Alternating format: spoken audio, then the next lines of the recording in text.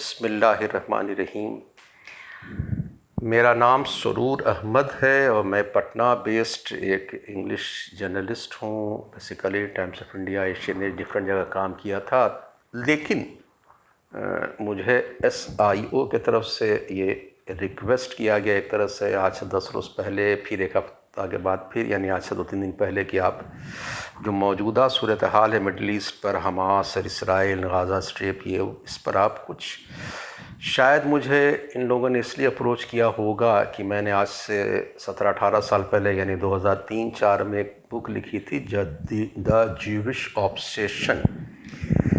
तो ग़ालिबन इस पर कुछ लोग सोचे होंगे कि उनका सीरीज़ ऑफ लेक्चर है, तो उस पर एक मेरी भी कुछ लेक्चर आ जाए। तो मैं कुछ, चूँकि तुम लोग यंगस्टर्स हो, स्टूडेंट्स हो, जैसे नाम से लग रहा है ऑर्गेनाइजेशन, तो मैं इसको कुछ बहुत हल्के सिंपल लैंग्वेज में पूरी चीज़ को एक्सप्लेन करना चाहूँगा। जो हमास जो आज तक जो हो रहा है, उसको टॉपिक तो उन लोगों ने सजेस्ट किया था, लेकिन मैंने इसको इस तरह से लिया कि ज़ायोनिज़्म, जिसको सहूनियत कहते हैं, Zionism and the birth of Israel. ये टॉपिक मैं जानबूझ के लिया, हालांकि आज के टॉपिक पर भी है, तो बहुत से लोग और लोग सीरीज़ ऑफ लेक्चर है तो देंगे जो एक्सपर्ट्स हैं भी, हमास और गज़ा क्या हो रहा क्या नहीं, लेकिन मैं ओरिजिन पर जाना चाह रहा हूँ। इसलिए मैं ओरिजिन पर जाना चाह रहा हूँ कि जो यंगस्टर्स हैं, और इस मामले में यंगस्टर्स के अलावा कुछ बड़े लोग भी हैं, बुज़ुर्ग भी हैं, शायद उतना कंसेप्ट क्लियर नहीं है, ये बहुत कन्फ्यूज़न है। एक तो ये कि ज़ायोनिज़्म क्या है, जुडाइज़म क्या है, इसराइल क्या है, यहूदी क्या है, यानी यहूदी और क्रिश्चियन तक लोग नहीं समझ पाते हैं, बड़े बड़े लोग भी। और कन्फ्यूज़न का नतीजा ये है कि बहुत मिसअंडरस्टैंडिंग और मिसप्लेस्ड परसेप्शन बना हुआ है बहुत सी चीज़ों का। तो खैर, लॉन्ग स्टोरी को शॉर्ट करने से पहले हम ये आप लोगों को बहुत साफ़ कर देना चाहता हूँ कि मेरी राय इस चीज़ के मुतालिक एकदम डिफरेंट है जो जनरल लोग की। मेरी पर्सनल राय है, यू कैन एग्री और डिसएग्री, वो एक अलग बात है। एक प्रॉब्लम मेरे साथ और ये है कि मैं अवॉइड करता हूँ ऐसे सब लेक्चर को देने के लिए कि भाई हमारे पास विज़न प्रॉब्लम है, आँख का प्रॉब्लम है। तो चूँकि 10-15 सालों से मैं लिख तो लेता हूँ, कुछ कभी किसी से पढ़वा लिखने में कुछ हुआ कि भी कुछ नेट पर देख लिया, जब लेक्चर वगैरह देना पड़ता है तो पूरी चीज़ आप देख नहीं सकते, वो नज़र नहीं आता है, तो कोई ऐसा मदद भी नहीं ले सकते हैं। तो याददाश्त पर, माने अपने मेमोरी पर, तो जो है हम उसी पर दे रहे हैं। अगर हो सकता है आगे पीछे डेट एक आधो का कोई भी हल्का फुल्का मिस्टेक हो तो हो, वरना normally I will try my level best to, मतलब कि ऐसा उसको इग्नोर करें टाइमिंग डेट का, लेकिन कंसेप्चुअली बात को है। नंबर 1 बात यह है कि इसराइल या यहूदी, जुडाइज़म, यहूदी एक रिलीजन है, ज़ायोनिज़म एक पॉलिटिकल फ़िलॉसफी है, क्रिश्चियनिटी एक रिलीजन है, इवेंजलिज्म एक फ़िलॉसफी है, मुसलमान एक रिलीजन है, और इस्लामिक ऑर्गेनाइजेशन बहुत सारा, इस्लाम एक रिलीजन है लेकिन उसके बहुत सारे डिफरेंट शेड्स इस्लाम के हैं, ऑर्गेनाइजेशन है। हिंदू रिलीजन इवन एक है, हिंदुत्व एक इज़्म है, हिंदू एक फॉलोवर्स ऑफ सर्टन ये हैं, हिंदुज़म के फॉलोवर हिंदूज कहलाते हैं, लेकिन हिंदुत्व एक थोड़ा सा पॉलिटिकल चीज़ हो जाती है। तो ये डिस्टिंक्शन डिफरेंट इसमें थोड़ा थोड़ा हो जाता है, आप लोगों को समझना पड़ेगा। तो जब ज़ायोनिज़म हम कहते हैं तो जुडाइज़म नहीं होता है, और जुडाइज़म ज़ायोनिज़म नहीं है। और यही बेसिक फंडा जो इस प्रेमाइस पर जब गुफ्तगू करते हैं, यहीं पर हम गलती करते हैं। हमारे बहुत बड़े बड़े स्कॉलर्स, उलमा, जो लर्नेड होते हैं लोग, वो मैंने कि अगर वो हिस्ट्री दोबारा पढ़ेंगे, उनको समझाया जाएगा तो मालूम हुआ कि अरे ये तो बहुत बड़ा ब्लंडर करते हैं, बड़ा ब्लंडर तो मैंने रॉन्ग हो जाएगा, ब्लंडर करते हैं, क्या क्यों, शायद उसकी एक समझ नहीं इसकी है। पॉलिटिकल इज़्म क्या होती है और यहूदियत क्या होती है। यहूदी एक मोसेस के, जो मूसा अलैहिस्सलाम के मोसेस के फॉलोवर हैं, अब्राहमिक रिलीजन, सेमेटिक रिलीजन में जैसे मोसेस के फॉलोवर, जैसे क्राइस्ट के फॉलोवर क्रिश्चियन हुए, इस्लाम के फॉलोवर प्रॉफेट मोहम्मद हुए, तीनों अरब हैं। माने कि इन लोग तीनों के लिए जेरूसलम या फ़लस्तीन बहुत इम्पोर्टेंट जगह है। इस्लाम के लिए मक्का मदीना के बाद सबसे ज़्यादा अल-अक़सा थर्ड रिलीजियस प्लेस है। तो कुछ चीज़ समझ लीजिए, इसीलिए और ज़ायोनिज़्म वगैरह की पैदावार जो वो 19th सेंचुरी वगैरह की है। मेरे ख़्याल से बहुत क्लियरली हम कह देते हैं बहुत ऑट द वेरी आउटसेट कि जो दुनिया में लोग बोलते हैं और जितने तुम लोग सुन रहे हो उसको फंडा एकदम क्लियर कट कर लेना चाहिए कि जिस तरह से हम यहूदी को बता देते हैं कि चूँकि अभी की दुनिया में 50-100 सालों में यहूदी बहुत डेवलप कर गए हैं साइंटिफिकली, या कुछ दौलत कुछ पावर हो गया है, तो एक अलग गुफ्तगू है। लेकिन यहूदियों से बड़ा बेवकूफ़, और मैं और ख़राब वर्ड बोल रहे हैं, गधी कोई कम्युनिटी आपको वर्ल्ड में नहीं मिलेगी आज के दिन भी। ख़ासकर जो ज़ायोनिस्ट होता है, जिसको हम कहते हैं दुनिया के रूलर और दुनिया के पता नहीं क्या क्या ये बता देते हैं, और उनसे बड़ा बेवकूफ़ और they are playing into the hands of Christianized western imperialist powers. मैं क्रिश्चियनाइज्ड कर रहा हूँ, क्रिश्चियन नहीं कर रहा हूँ। क्रिश्चियन तो दुनिया में हर जगह, मेक्सिको, ब्राज़ील और पूरे अफ्रीका और अर्जेंटीना, पूरा लैटिन अमेरिका में, उनको कोई मतलब नहीं, वो अपने मज़हब से मतलब, वो पॉलिटिकल इम्पेरियलिस्ट पावर नहीं है, उनको बहुत ज़्यादा इससे मतलब नहीं कि इसराइल में क्या हो रहा है, ये हो रहा है। जब मैं इम्पेरियलिस्ट पावर क्रिश्चियनाइज मानूँ, प्रैक्टिसिंग ना भी हों, एथिस्ट क्रिश्चियन भी हैं यूरोप के, अमेरिका के, लेकिन उनको इसराइल, तो उनको जो है इसराइल वो पॉलिटिकल पावर के हैसियत से उनको वहाँ पर चाहिए था। और वो जब रिलीजन इस्तेमाल करते हैं, जैसे हम लोग के हमारे यहाँ भी नॉन प्रैक्टिसिंग हैं, हिंदू हैं, मुसलमान हैं, आप बहुत बोलने की ज़रूरत नहीं है, एथिस्ट हैं, तो बड़े इस्लाम की और हिंदू स्टेट की और फलाने के बाद की मालूम हुआ कि अरे वो तो खुद अपने रिलीजन के बारे में कुछ नहीं जानते हैं। तो एग्जैक्टली वही तरीका था। जैसा कि थियोडोर हर्जल, जो जिसको कहा जाता है 19th सेंचुरी का ज़ायोनिस्ट मूवमेंट का फाउंडर, वो तो कुछ नहीं जानता था यहूदियत के बारे में, यहूदियत के बारे में एकदम 0/0 जिसको कहिए, अपने रिलीजन के बारे में, मैंने कि एकदम आप उसकी लाइफ हिस्ट्री किसी से उठा कर पढ़ लीजिए, कोई नहीं। हाँ, लेकिन पॉलिटिकल तो हम इशारों में बात इतना कह दिया। यहूदी वो रिलीजन है जो कि जिसके बारे में क्रिश्चियनिटी से हमेशा लड़ाई रही, आइडियोलॉजिकली इस्लाम से भी लड़ाई नहीं रही, पॉलिटिकल लड़ाई नहीं रही, लेकिन इस्लाम आइडियोलॉजिकली उसकी कुरान हदीस में आपको पूरा मिलेगा कि भाई यहूदी ऐसे थे और ऐसे थे, ये ऐसे अपने पैगम्बरान का कहना नहीं मानते थे, ये वो। लेकिन फ़र्क रहा इस्लाम की हिस्ट्री और क्रिश्चियनिटी की हिस्ट्री। क्रिश्चियनिटी में कहते हैं ये लोग, पहले था कि यहूदियों ही ने जीसस क्राइस्ट को मरवाया, हाँ, रोमन अम्पायर से, बादशाहों से मिल गए और जीसस क्राइस्ट को, तो ये सारा बहुतान जनरल क्रिश्चियन में ये था, अभी तक है, लेकिन उसको इधर कुछ दिनों से चूँकि पॉलिटिकल दोस्ती करना था क्रिश्चियनिटी को, तो उसने इस चीज़ को ख़त्म कर कि मेरे सबसे बड़े दुश्मन कौन है, रिलीजियसली यहूदी हैं। यही लोग जो हैं क्रिश्चियनिटी के हमारे पैगंबर, माने जीसस क्राइस्ट को फांसी दिलवाने में भी इनका रोल है। ये एक जनरल था।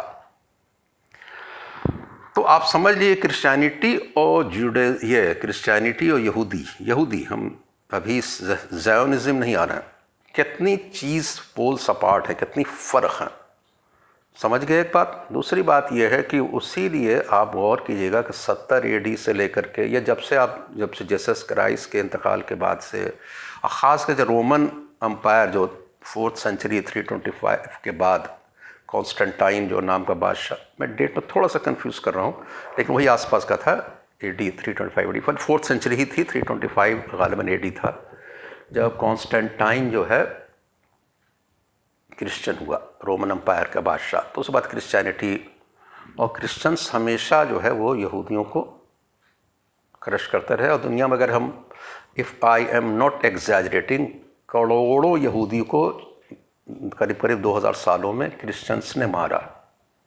उनके पॉलिटिकल पावर था। यहूदी बहुत छोटे से लोग थे, जीसस क्राइस्ट मूसा अलैहिस्सलाम के फॉलोवर, उनका कोई पॉलिटिकल कंट्री कभी रहा नहीं, दुनिया में थपेड़ा खाते रहे, इधर रहे उधर रहे, बेसिकली वो अरब कंट्री में कुछ रहते थे, इधर थे उधर, तो ले जाए गए, ग़ुलाम बनाए गए, पिटाए गए, पीटे गए। कुछ यहूदी ट्रेड, कम्युनिटी, बिजनेस वगैरह करते थे, बल्कि वो ज़्यादा जो है फ्लरिश करते रहे मुस्लिम ही वर्ल्ड में और तरक्की किए पोस्ट पोजिशन। अब आइए कि सिर्फ 7th सेंचुरी में इस्लाम आया तो इस्लाम की जो बात थी इस वसल्लम से, तो वो आइडियोलॉजिकली या मजहबी तौर पर या दीनी तौर पर वो यहूदियत के चीज़ों को नकारा, उनसे आगाह किया कि भाई ये वो लोग हैं जो पैगंबर की बात नहीं मानते थे ये वो, लेकिन वो कभी पॉलिटिकल किलिंग या मैसेकर या कुछ ऐसी चीज़ में पूरी हिस्ट्री में नहीं इंडल्ज, सवाए ये कि मदीना से जब नबी सल्लल्लाहु अलैहि वसल्लम एक एग्रीमेंट के बाद कुछ यहूदियों को ट्राइब जो उन्होंने वायलेट किया था, नबी सल्लल्लाहु अलैहि वसल्लम प्रॉफिट मोहम्मद 628 वगैरह AD, मैं डेट पता नहीं जा रहा हूँ, गालिबन 6 समथिंग था AD 28-29 ऐसे ही रहा होगा, जो वहाँ से एक्सपेल किया कि भाई तुम्हारा एग्रीमेंट था कि तुम अगर इसको, मैं इतना डिटेल नहीं बताऊंगा यहाँ पे इसलिए कि बहुत सिंपल में हमको देना है ना, बहुत लंबा करना है। उसके बाद से लेकर 1920 तक ये करीब 1300 साल की हिस्ट्री में दुनिया में कहीं भी, मैंने पूरी हिस्ट्री को वर्ल्ड का छान लीजिए, कहीं भी यहूदी और मुसलमानों में कोई टकराव कभी नहीं, एक आदमी भी बैटलफील्ड में कहीं नहीं मारा गया। मैं 3 बार इसको बोलूँगा, एक आदमी भी नहीं, एक, नॉट अ सिंगल पर्सन। अब इंडिविजुअल किलिंग किसी की लड़ाई हो कोई तो बात दूसरी, मैं कह रहा हूँ कोई लड़ाई मैंने ऐसे कोई पॉलिटिकल लड़ाई कभी नहीं हुई, जबकि क्रिश्चियन और जो उसमें तो करोड़ों लोग हमेशा मैसेकर करते रहते थे। यहाँ तक कि जब नबी सल्लल्लाहु अलैहि वसल्लम के इंतकाल बाद हज़रत अबू बकर, उसके बाद हज़रत उमर जब खलीफा बने, तो वो फ़लस्तीन जब कॉन्कर किया गया तो कुछ यहूदी 70 फैमिली गालिबन थी, वो आई उनके पास कि भाई अब तो इस मुसलमान यहाँ पावरफुल हो गए हैं, तो देखिए हम लोग को फ़लस्तीन, नॉट मक्का मदीना, फ़लस्तीन, तो ये क्रिश्चियन पावर जो थी बहुत सैकड़ों साल पहले हम लोग यहाँ से निकाल दी थी, हम लोग यहाँ रहने दीजिए, कहाँ रहो, कोई बात नहीं है। ये आप फंडा दम क्लियर कर लो तुम लोग। तो जितने दुनिया में जितने लोग थे, वो ओटोमन अम्पायर हो या स्पेन में हो, जो 700 साल मुसलमानों की हुकूमत रही, सबसे ज़्यादा फ्लरिश यहूदी, in spite of being the follower of totally different religion, यहूदियों से कभी नहीं हुआ। ये जितने पॉलिटिकल टकराव हुआ, वे पॉलिटिकल मत, इस्लाम के भी बादशाह राजा सब इस्लाम नहीं चलाते थे, मोनार्की थी। मोनार्की आगे शुरू में जो अर्ली इस्लाम था उसको छोड़ करके, तो उसमें बहुत सी अच्छाइयाँ, बहुत सी खराबियाँ सब कुछ आ जाती हैं, मैं उस पर नहीं आ रहा हूँ, लेकिन फिर भी जो थे तो उसने कम से कम इतने टॉलरेंट थे कि वो क्रिश्चियनिटी के कमनस्बत कि वो यहूदी को कुछ नहीं किया, भाई चलो रहो, काम करो पोस्ट पोजीशन पर। इसलिए स्पेन में यहूदी बहुत फ्लरिश किए, बाद में ओटोमन अम्पायर में बहुत फ्लरिश किए, लेकिन प्रॉब्लम क्रिश्चियन वर्ल्ड्स को हमेशा रहा, इसलिए कि फ़लस्तीन जो मुसलमानों से जो हुई, फ़लस्तीन को मुसलमानों जब कंकर किया या बाद में एग्रीमेंट करके, समझिए बैटलफील्ड में हारने लगे, तो उन्होंने एग्रीमेंट करके हैंड ओवर किया क्रिश्चियंस ने हज़रत उमर को किया, तो समझिए कि वो 636, 37, 38 AD की बात होगी। उसके बाद जब क्रिश्चियन पावर ख़त्म हुआ तो मुस्लिम अम्पायर बढ़ते बढ़ते बढ़ते और टर्की वगैरह सब यहाँ तक, ग्रीस, ऑस्ट्रिया तक 1683 तक पहुँच गए थे। लेकिन खैर उसको छोड़ दीजिए, ग्रीस वगैरह तक मुसलमानों का कब्ज़ा रहा। Once again I am talking about political. उधर स्पेन का तो रहा था, लेकिन स्पेन का ख़त्म हो गया था 1492 वगैरह में, उसको छोड़ दीजिए। तो वहाँ से भी जब मुसलमान, जब दोबारा क्रिश्चियन लोग जब पावर में आए दोबारा 1492 में, याद रहेगा उसी साल कोलंबस भी अमेरिका, उससे डेट याद रखिएगा, इसाबेला फर्डिनेंड, जो अभी आप लोग सुनते हैं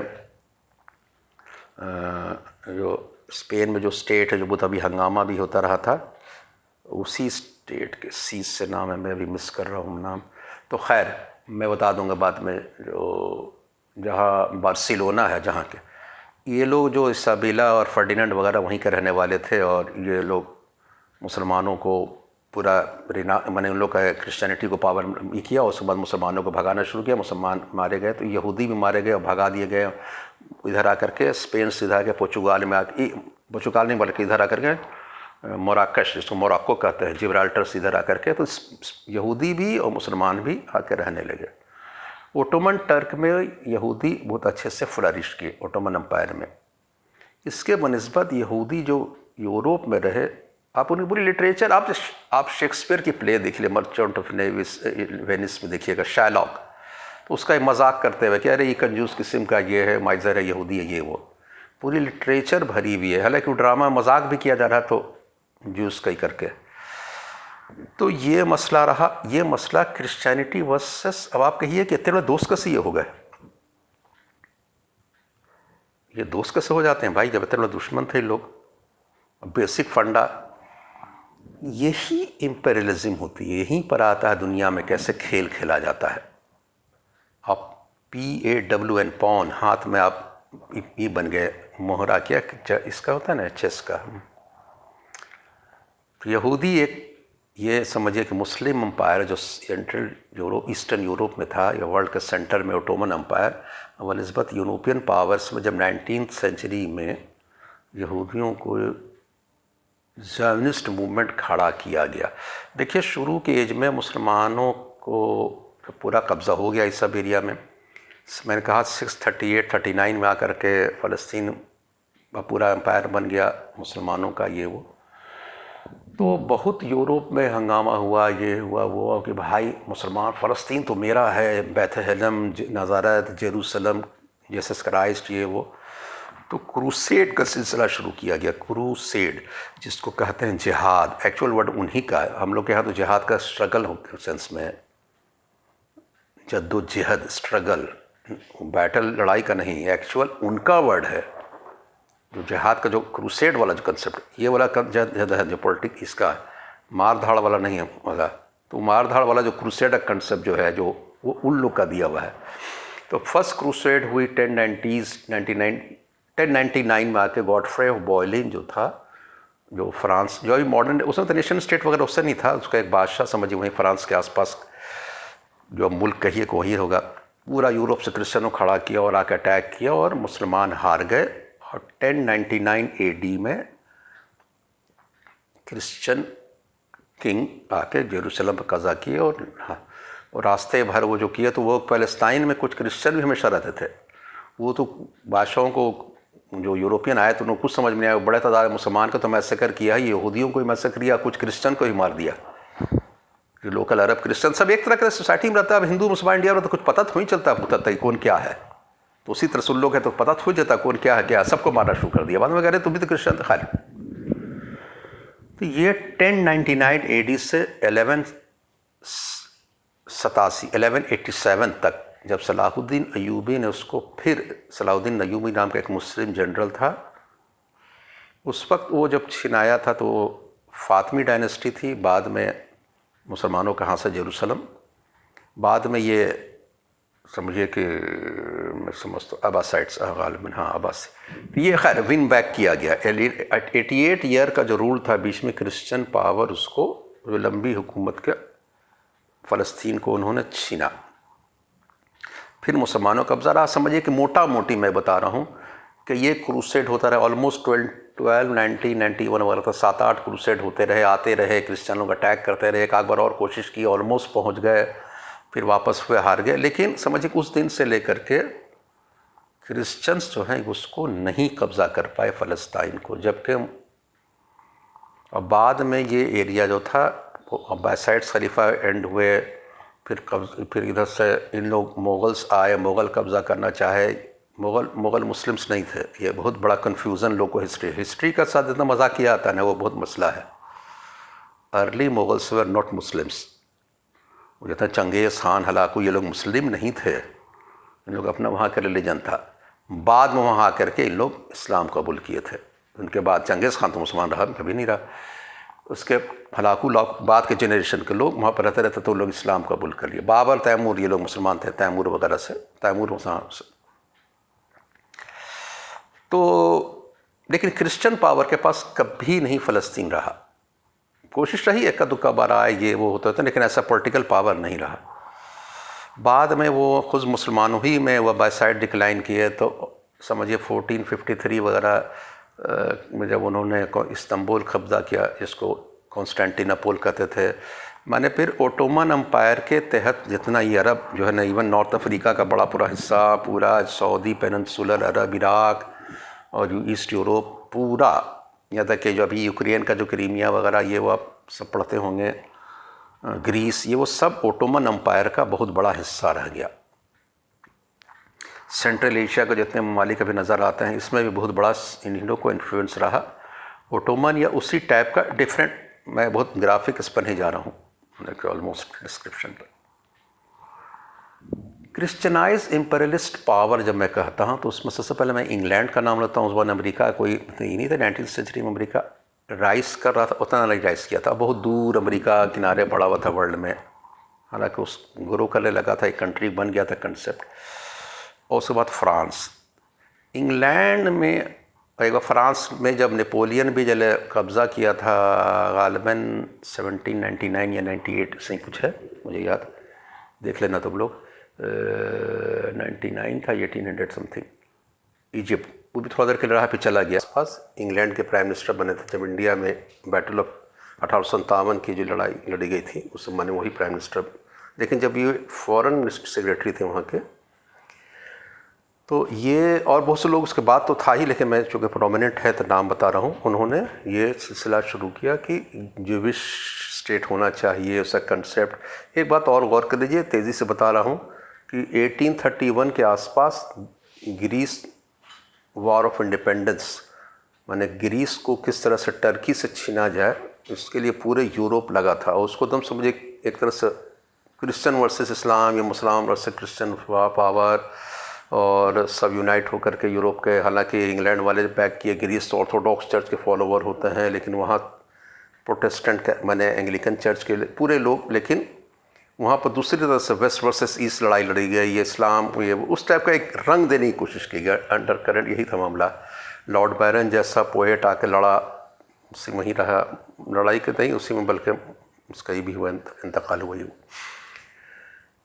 तो ग्रीस इंडिपेंडेंट 300 साल करीब ऊपर के बाद वो ग्रीस अलग कंट्री बना, एक टर्की से निकल करके, उसी के आसपास की बात थी। तो ये टर्की का स्लाइट वीकनेस एरा शुरू हो गया था ओटोमन का।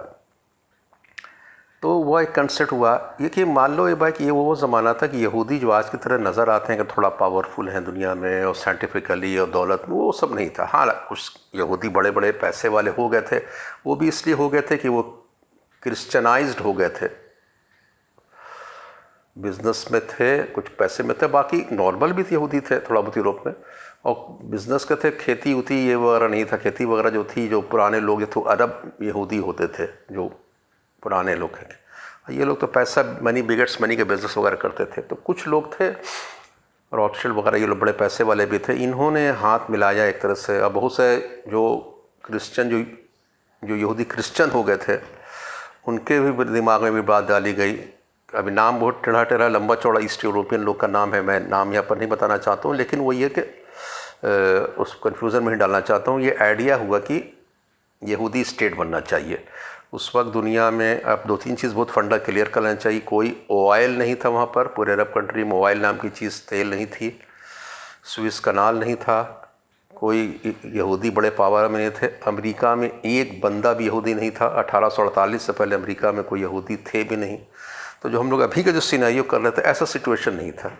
ये सब उनके हाथ में खेला गया। यूरोपियन पावर जो थे, इम्पेरियलिस्ट पावर, वो चाहते थे कि हम लोग अगर लड़ेंगे तो हम लोग शायद फ़लस्तीन फ़तह नहीं कर पाए, तो इसको रिलीजियोसिटी उठाया। हालांकि ये खुद रिलीजन थे कि नहीं थे ये लोग, लेकिन रिलीजन कार्ड खेला और यहूदियों के कुछ लोगों को खड़ा किया। बाद में थियोडर हर्जल नाम का आदमी था जो 1896 में 1860 में पैदा हुआ, 1904 में तो डेथ करी, 44 साल का तो आदमी था।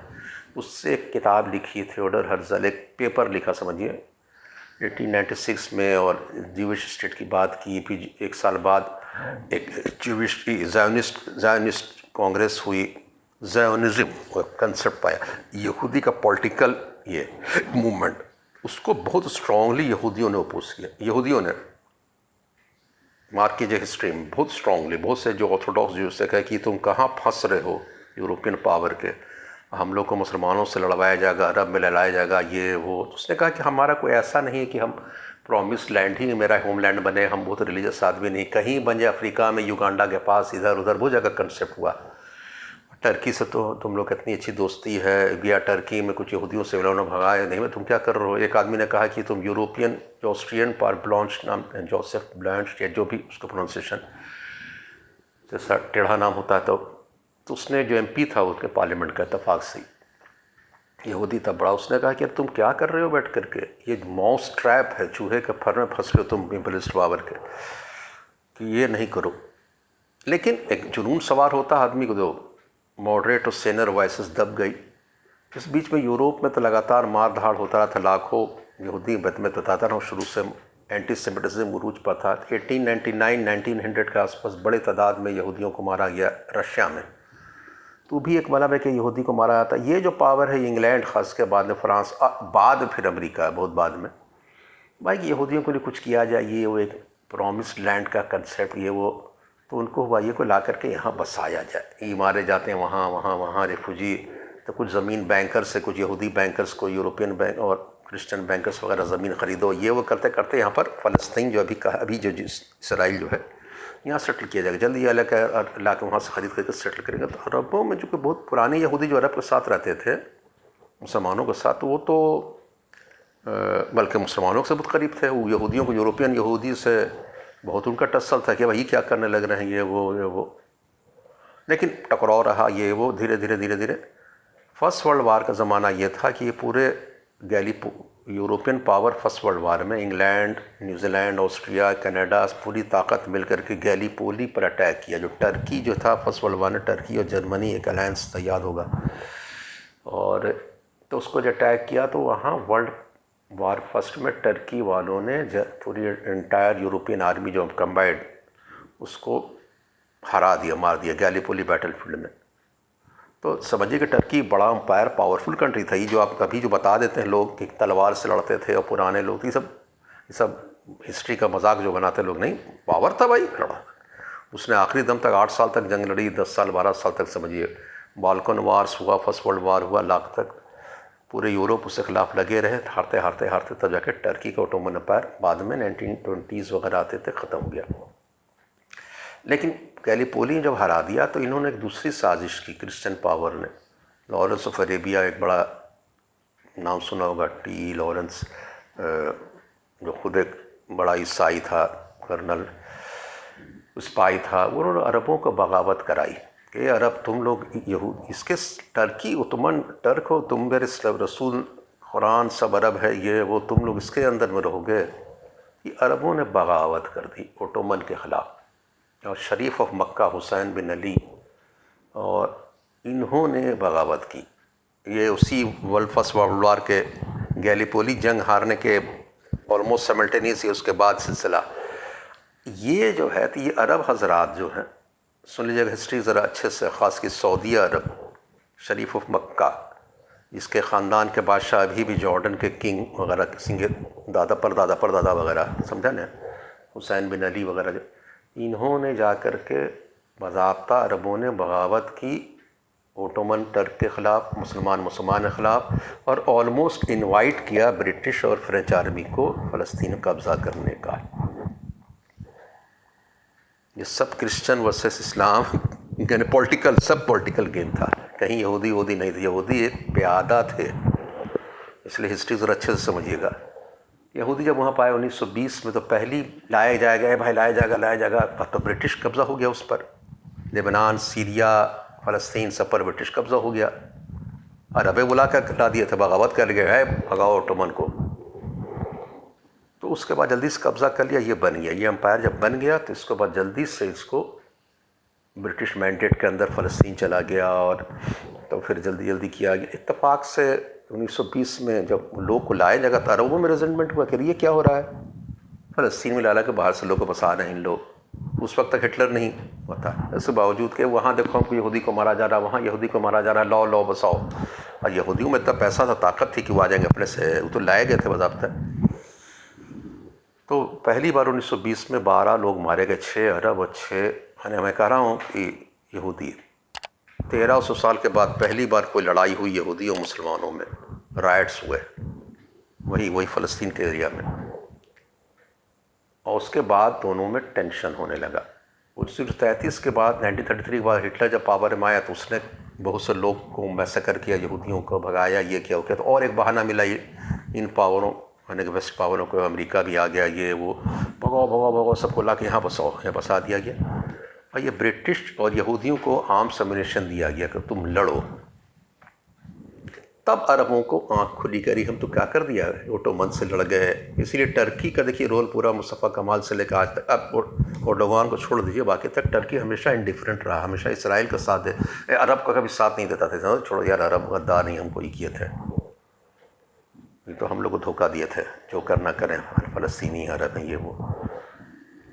तब इन लोग को एहसास हुआ कि अरे ये तो बड़ा ब्लंडर कर दिया। तब इंग्लैंड वाले जो सेकेंड वर्ल्ड वार के बाद जब जाने लगे, ब्रिटिश मैंडेट छोड़ने लगे, और फ्रांस वाले सीरिया छोड़ने लगे, तो उन्होंने एक लेबनान एक कंट्री बना दिया, सीरिया अलग कर दिया।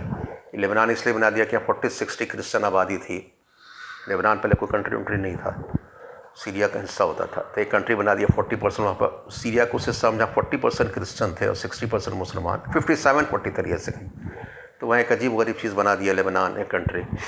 यहाँ पर इसराइल बना दिया, और इसराइल को फ़लस्तीन को बाइफरकेट करके बना के चले गए। अब बाकी तो आप लोग हिस्ट्री जानते होंगे, दूसरा टीचर बता देगा आपको, दूसरे लेक्चर में सुन लीजिएगा। तो ये जो किस्सा हुआ ये पूरा created by Christianize imperialist power, ये खड़ा कर दिया आपको ला करके, पावर अमेरिका ये वो दे करके। उस वक्त तक बहुत से यहूदी बहुत स्ट्रांगली ओपोज करते रहे, बहुत सारे ऑर्थोडॉक्स यहूदी ये वो सब, खासकर जो उनके राबाई थे, अरब यहूदी थे, कह रही क्या कर रहा है। लेकिन जब एक कंट्री बन जाता है तो फिर बन जाता, मॉडरेट और सेनर वॉइसेस दब जाती है। आप कुछ इंडिया से इसको, इंडियन सब कॉन्टिनेंट से कर लो, पाकिस्तान का एग्जांपल लेते हैं। पाकिस्तान जब बना उससे पहले कांग्रेस पार्टी NWFP में बहुत स्ट्रॉन्ग थी, फ्रंटियर गांधी, खुदाई खिदमत खान साहब ये वो, कांग्रेस गवर्नमेंट ये वो जीतती रहती थी। लेकिन जब पाकिस्तान बन गया तो वहीं के होकर रह गए, उसी कंट्री के होकर रह गया। वही जाहिर सी बात, वहाँ रहना उनको कहना, अब उसी कंट्री का सब हम कैसे करेंगे, वहाँ से भाग के यहाँ थोड़े आ जाएंगे सब मुस्लिम्स। खैर मुस्लिम हिंदू हजरात तो आ गए, सिख आ गया, लेकिन रह गया भाई उनका कंट्री, अब रह गया। वही हाल बहुत से यहूदियों को हुआ। सब यह ज़ायोनिस्ट नहीं थे, ये ला के रेफ्यूजी ला के डाल दिया गया, रह गए।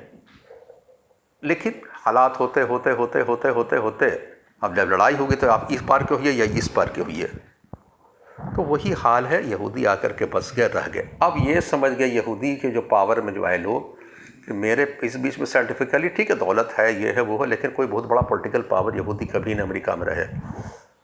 पॉलिटिकल पावर लॉ भी रही, कोई प्रेसिडेंट प्राइम मिनिस्टर ये वो नहीं, मिनिस्टर रहे, हेनरी किसिंजर रहे, पॉल वुल्फोविच रहे, इक्का दुक्का लड़े पैसे वाले यहूदी रहे, ये वो अभी भी हैं, फॉरेन सेक्रेटरी, डिफेंस सेक्रेटरी ये वो रहते रहे, कुछ इक्का दुक्का ये वो इन्फ्लुएंशियल रहे। लेकिन हुकूमत करते हैं वर्ल्ड पर अब यहूदी ये वो, ये सब बकवास है, नॉनसेंस है। किसी पढ़ा लिखा आदमी के सामने वर्ल्ड की हिस्ट्री पढ़िएगा तो हम कहेंगे मजाक है, जहालत ऐसी बड़ी चीज़ नहीं है। यहूदी are not the ruler of America और any country of the world. मतलब कुरान की आयत के हिसाब से तो अगर जाएँ तो ये ऐसे लोग हैं जिनको कहीं पनाह नहीं मिलेगी, मारे मारे फिरेंगे, इल्ला माशाअल्लाह कभी किसी ज़माने में। तो चाहे आपको कुरान पर फेथ है, चाहे तो कुरान के प्रेडिक्शन पर फेथ है, चाहे तो आप जो गढ़ते रहते हैं मुसलमान उलमा हजरात, जिनको शायद हिस्ट्री समझ में नहीं आती है, उलमा में पढ़े लिखे लोग भी। तो ये दो चीज़ होती है। तो ये ज़ायोनिज़्म, अब उसमें 2-3 तरह के लोग हैं। इसराइल बन भी गया तो कुछ लोग मॉडरेट रहे कि चलो बन गया ठीक है, कुछ अरब, यहाँ तक आप अल्बर्ट आइंस्टाइन के मैं बात होता हूँ, अर्ली, चूँकि वो भी जर्मन से भागा था, जर्मनी से, थोड़ा उसमें ज़ायोनिज़्म का भी खत था जाहिर सी बात है, सॉफ्ट रहेगा। एक बार होगा भाई कैसे पाकिस्तान बनने ज़माने में अच्छे मुसलमान पगला गए थे, ये वही चलो जोश है, जोश में आ गए, मैंने कांग्रेसी टाइप के मुसलमान भी थे, तब भी कुछ बनता है उस टाइप में हुआ। लेकिन बाद में कूल डाउन होता, आदमी कहता है कि हम सही कर रहे हैं, गलत कर रहे हैं, कैरिड अवे हो रहे हैं क्या, लेकिन सिचुएशनल होता है। लेकिन बाद में अल्बर्ट आइंस्टाइन ने भी कहा कि भाई हम वो लोग नहीं जो नेशनलिज्म पर बात करेंगे, हम वो नहीं हैं, बल्कि हम as a neighbour, as a friend, Arab brothers के साथ रहेंगे। पॉलिटिकल कंट्री नहीं रहेगा, नेशनलिज्म नहीं, मेरे कोई फ़ौज नहीं रहेगी, एक हमको दे दिया जाए रहने के लिए फ़लस्तीन, बल्कि नेहरू को भी लेटर लिखा ये वो। लेकिन जब स्टेट बन गया उसके बाद इसराइल बना, उसको एम्पावर किया गया, वो एक पॉलिटिकल पावर, अमेरिका इंग्लैंड सब गए, ये भी समझ गए आला, चाहे वो आपके गोल्डा मेयर का ज़माना हो, डेविड बेंजूरियन का हो, बल्कि लेबर पार्टी वाले तो कुछ मॉडरेट भी थे। ये जो लिक्विड वगैरह जो आए, जो बेंजामिन नेतन्याहू या एरियल शरोन, जो और अल्ट्रा राइटिस्ट हैं और पार्टियाँ, ये तो एकदम जिसको कहता है ना पागल हो गई, समझ गए हम ही दुनिया में, इनको कुछ हम मुसलमान हजरत पागल कर दिए कि अरे बाप, ये तो वर्ल्ड के रूलर है। अरे भाई ये मार्क जुकरबर्ग है, 2-4 साइंटिस्ट हैं, ये बड़े बड़े लोग हैं, पैसे वाले, तो भाई तो वो क्या, जितना जेफ बेसोस है और बिल गेट्स है सब यहूदी, कोई नहीं, सब क्रिश्चियन है। हाँ ठीक है, बड़े बड़े इन्वेंटर, बड़े बड़े साइंटिस्ट हैं, यहूदी हैं, बड़ी चीज़ भी मैं मानता हूँ उनका। 2% 2.5% आबादी है, लेकिन डिस्प्रोपोर्शनेटली हाई प्रेजेंस अमेरिका में, बहुत से नोबेल प्राइज़ विनर है मेडिसिन में, फिज़िक्स में, मैथ में, आई एग्री। लेकिन ये आबादी दुनिया में क्या है? पूरे वर्ल्ड में जितने मुसलमान अगर 140 करोड़ हैं, 140 करोड़, तो 1 करोड़ 40 लाख भी नहीं है। मैंने बिहार जैसे स्टेट को मान लीजिए, मैं यूपी का भी नहीं बोलूँगा, यूपी में ज़्यादा मुसलमान है, जितने उससे टोटल मुसलमान आबादी है उसका समझिए कि 2/3 आबादी पूरे यहूदी अमेरिका में है, वो वर्ल्ड में है। तो क्या करेंगे दुनिया में हुकूमत? वो क्या करेंगे?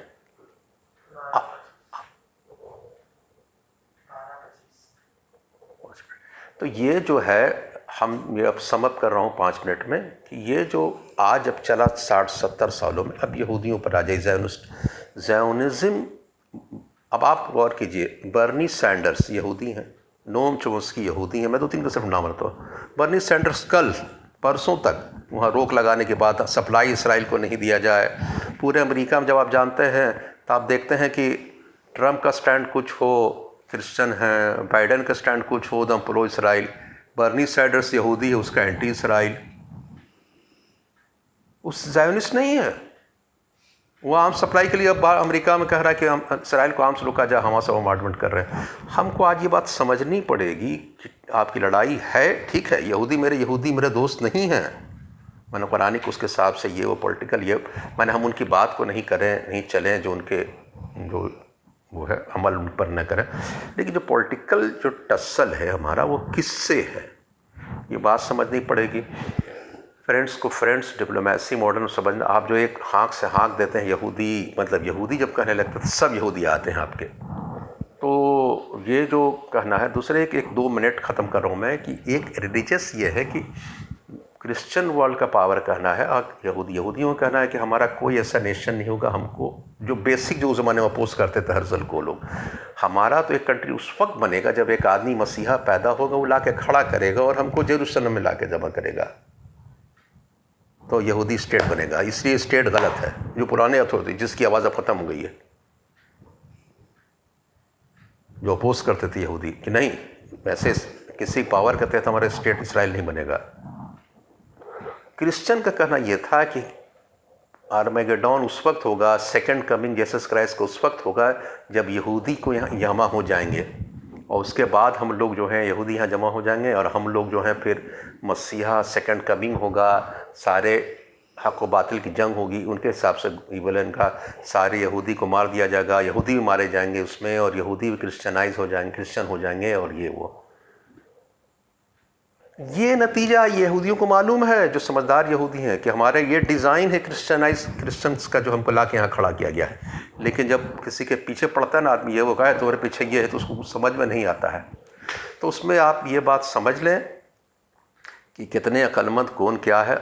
हम जो है more than blow out of proportion जब किसी को कर देते हैं, किसी की हैसियत को, और हिस्टोरिकली या पॉलिटिकली चीज़ को नहीं समझते हैं, कौन चीज़ मेरी कहाँ पर गलत है, कहाँ पर सही है, कहाँ पर लड़ाई है, कहाँ पर लड़ाई नहीं। ये यंगस्टर्स को बात, हमास की लड़ाई है, किसके तक सही है, ये दोस्त हैं, ये दुश्मन हैं, हिजबुल्लाह है, किससे क्या लड़ाई है, ये बात को बहुत ग्राफिकली समझने के लिए बैकग्राउंडर ज़रूर जानना पड़ेगा।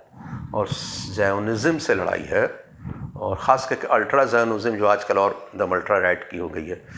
तो बस इतना कह करके मैं ख़त्म कर रहा हूँ मेरे स्पीच का। इसमें हो सकता है कुछ लोग को बात समझ में आई होगी, तो मैं थैंकफुल हूँ, और फिर कभी और ये बात होगी। ये डिस्टिंक्शन समझना पड़ेगा, मैं उस पर अभी, और इसराइलियों ने और इसराइली समाज में क्या किया, क्या नहीं किया, और इसराइल समाज आज किस तरह से फिर सॉफ्ट हो रहा है, वो फिर ख़त्म हो रहा है, कितना चलेगा, कितनी ये हो रहा है, कौन सा प्रेडिक्शन सही होगा, किसका ख्वाब फुलफ़िल होगा, यहूदी को होगा, क्रिश्चियन को होगा कि मुसलमान को, ये सब पर मैं डिस्कस नहीं करूँगा। ये सब तो सब लोग अपना ये करते रहते हैं, लेकिन the long and short of the history है, उसको बहुत क्लियर नहीं समझना चाहिए। और आदमी आइडियोलॉजिकल पोजिशनिंग के लिए बाज़ ऑफ कुछ बोल देता है, उसको जस्टिफाई करता नहीं सही है बहुत से लोग। तो वो चीज़ों को हम छोड़ें और बहुत ऑब्जेक्टिवली हिस्ट्री को समझें। Thank you very much.